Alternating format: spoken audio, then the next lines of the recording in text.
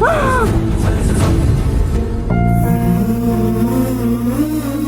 ವಿಷಯನ ನಿಖಿಲಗೆ ಹೇಳ, ಇಲ್ಲ ಅಕ್ಕಂಗೆ ಹೇಳ, ಅವ್ರು ನನ್ನ ಜೊತೆ ನಿಲ್ತಾರ? ಇಲ್ಲ ಇಲ್ಲ, ನಾನು ಮಾಡ್ಕೊಂಡಿದ್ದ ಕರ್ಮಕ್ಕೆ ಪಾಪ ಅವ್ರಿಗೆಲ್ಲ ಯಾಕೆ ನೋವು ಕೊಡಲಿ? ಇದು ನಾನೇನಾದರೂ ಮಾಡಬೇಕು, ಅದೇ ಸರಿ.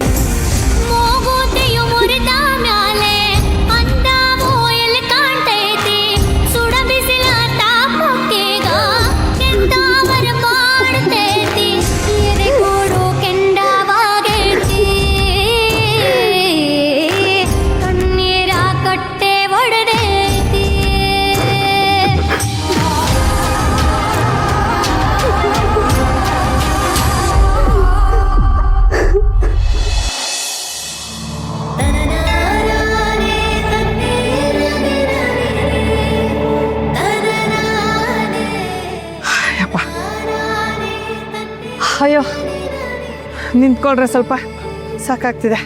ಅಯ್ಯೋ, ಇದೇನೆಲ್ಲ ಇಲ್ಲೇ ನಿಂತ್ಕೊಬಿಟ್ರಿ? ದೇವಸ್ಥಾನ ಇನ್ನೂ ಅಷ್ಟು ದೂರ ಇದೆ, ಕ್ಲೋಸಿಂಗ್ ಟೈಮ್ ಬೇರೆ, ಬನ್ನಿ ಬೇಗ. ಅಯ್ಯೋ ಇರೋ, ಏನೇನೋ ಆಗಿ ಇಲ್ಲಿವರೆಗೂ ಕರ್ಸ್ಕೊಂಡಿರೋ ಆ ತಾಯಿ ಅದೇಗೋ ದರ್ಶನ ಕೊಡದೆ ಬಾಗ್ಲಾಕೊಂಡ್ಬಿಡ್ತಾಳೆ. ಏನೇ ಆಗಲಿ, ನಾನು ಅವಳ ದರ್ಶನ ತಗೊಂಡೆ ಮನೆಗೆ ಹೋಗೋದು. ಸರಿಯಾಗಿ ಹೇಳಿದ್ರಿ ಅಮ್ಮ. ದೇವ್ರ ಕಾರ್ಯ ಮಾಡೋದಕ್ಕಾಗ್ಲಿ, ದೇವ್ರನ್ನ ನೋಡೋದಕ್ಕಾಗ್ಲಿ ನಾವು ಮನ್ಸು ಮಾಡಿದ್ರೆ ಆಗಲ್ಲ. ಆ ದೇವ್ರೇ ಮನ್ಸು ಮಾಡಿ ಕರ್ಸ್ಕೋಬೇಕು.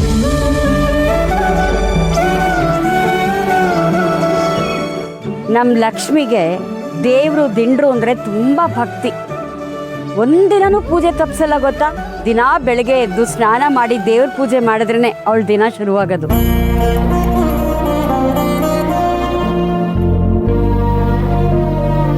ಹೌದೇ ನಮ್ಮ ಲಕ್ಷ್ಮಿ? ನಮ್ಮ ಸೊಸೆನೂ ಅಷ್ಟೇ, ನಮ್ಮ ಆಚಾರ ವಿಚಾರ ಎಲ್ಲ ತಿಳ್ಕೊಂಡಿದ್ದಾಳೆ. ಯಾವುದನ್ನು ಹೇಳ್ಕೊಡ್ಬೇಕಾಗಿಲ್ಲ ಅವಳಿಗೆ.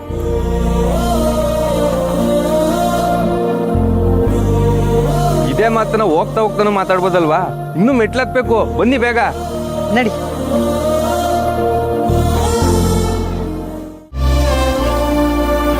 ಓ ಬನ್ನಿ, ಇಲ್ಲೇ ಕಾಲಿಗೆ ನೀರು ಹಾಕೊಂಡ್ಬಿಡೋಣ. ಕಾಲಕ್ಕೆ ತೊಳ್ಕೋಬೇಕು ಅತ್ತೆ?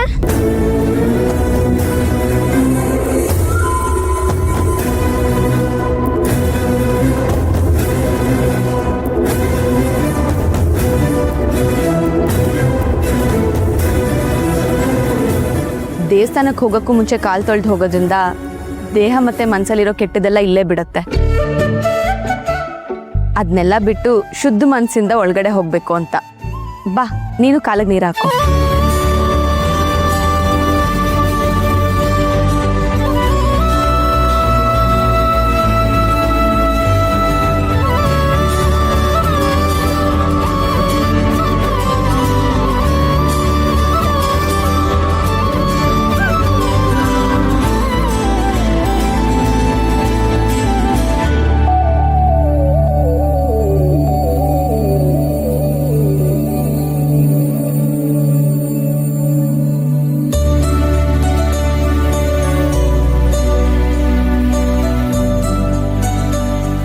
ಲೋಹರಿ, VIP ದರ್ಶನಕ್ಕೆ ಯಾವ ಕಡೆಯಿಂದ ಹೋಗ್ಬೇಕಂತ ಕೇಳ.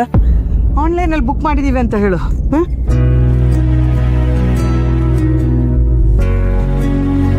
ಸರಿ ಆಯ್ತಾ, ನೀವು ಆರಾಮಾಗಿ ಬನ್ನಿ, ನಾನು ಹೋಗಿ ವಿಚಾರಿಸ್ತಿದ್ದೆ.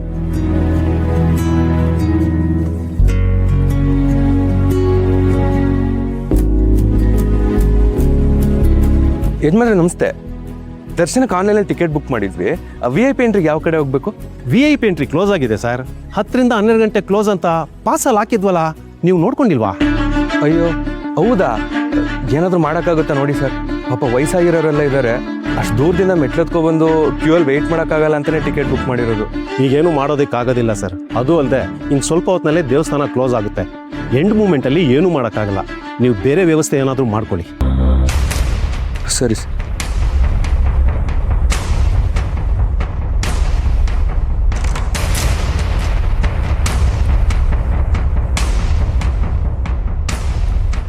ರೀ, VIP ಎಂಟ್ರಿ ಯಾವ ಕಡೆ ಹೋಗ್ಬೇಕಂತ? VIP ಪಾಸ್ದು ಎಂಟ್ರಿ ಟೈಮಿಂಗ್ಸು ಕ್ಲೋಸ್ ಆಗಿದೆಯಂತೆ ಲಕ್ಷ್ಮಿ. ಇವಾಗ ಏನಿದ್ರು ಕ್ಯೂ ಅಲ್ಲೇ ಹೋಗ್ಬೇಕು. ಅದು ಅಲ್ಲದೆ ದೇವಸ್ಥಾನ ಇನ್ನೊಂದು 10-20 ನಿಮಿಷದಲ್ಲಿ ಕ್ಲೋಸ್ ಬೇರೆ ಆಗುತ್ತಂತೆ. ಆಗೋಯ್ತಲ್ಲ ಎಲ್ಲ. ನಾನು ಅಷ್ಟು ಬಡ್ಕೊಂಡೆ ನಿಮಗೆಲ್ಲ. ಬೇಗ ಹೊರಡೋಣ ಅಂತ ನನ್ನ ಮಾತು ಎಲ್ಲಿ ಕೇಳ್ತೀರ ನೀವು? ಅಲ್ಲ, ಅಷ್ಟು ದೂರದಿಂದ ಬಂದು ಈಗ ಆ ತಾಯಿ ದರ್ಶನ ಆಗುತ್ತೋ ಇಲ್ವೋ ಯಾರಿಗ್ ಗೊತ್ತು?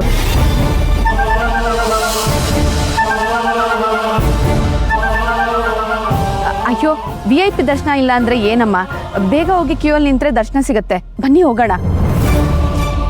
ಹಾಗಾಗಲ್ಲಮ್ಮ ಲಕ್ಷ್ಮಿ. ಇಷ್ಟೆಲ್ಲ ಮೆಟ್ಲು ಹತ್ಕೊಂಡ್ಬಂದು ಮತ್ತೆ ಕ್ಯೂ ನಿಲ್ಬೇಕು ಅಂದ್ರೆ ಅವ್ರಿಗೆ ಮೊದಲೇ ಕಾಲು ಆಪರೇಷನ್ ಆಗಿದೆ.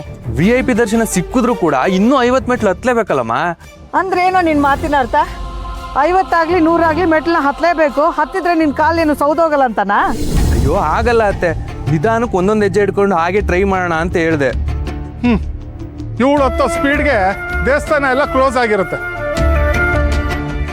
ಸರಿ, ಈಗ ಏನ್ ಮಾಡೋದತ್ಗೆ? ಮನೇಲೆ ಯೋಚನೆ ಮಾಡಿದ್ರೆ ಚೆನ್ನಾಗಿರೋದು. ಏನ್ ಸರ್ ಇನ್ನೂ ಇಲ್ಲ ನಿಂತಿದ್ದೀರಾ? ಮಹಾಮಂಗಳಾರತಿ ಮುಗ್ದೋಗುತ್ತೆ, ಬೇಗ ಹೊರಡಿ.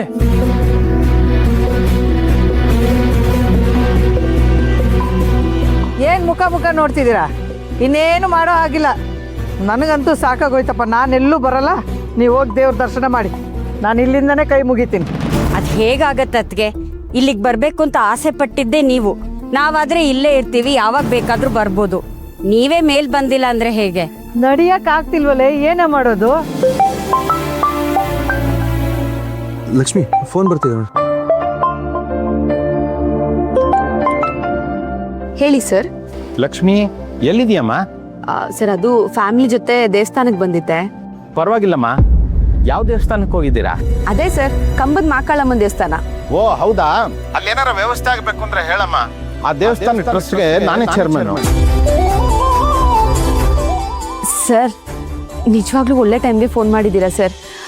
ಅದೇ ನಮ್ಮ ಯಜಮಾನ್ರು ಅತ್ತೆ ಫ್ಯಾಮಿಲಿ ಚೆನ್ನೈಯಿಂದ ಬಂದಿದ್ದಾರೆ. ಇಲ್ಲಿ VIP ಎಂಟ್ರಿ ಕ್ಲೋಸ್ ಮಾಡಿಬಿಟ್ಟಿದ್ದಾರೆ.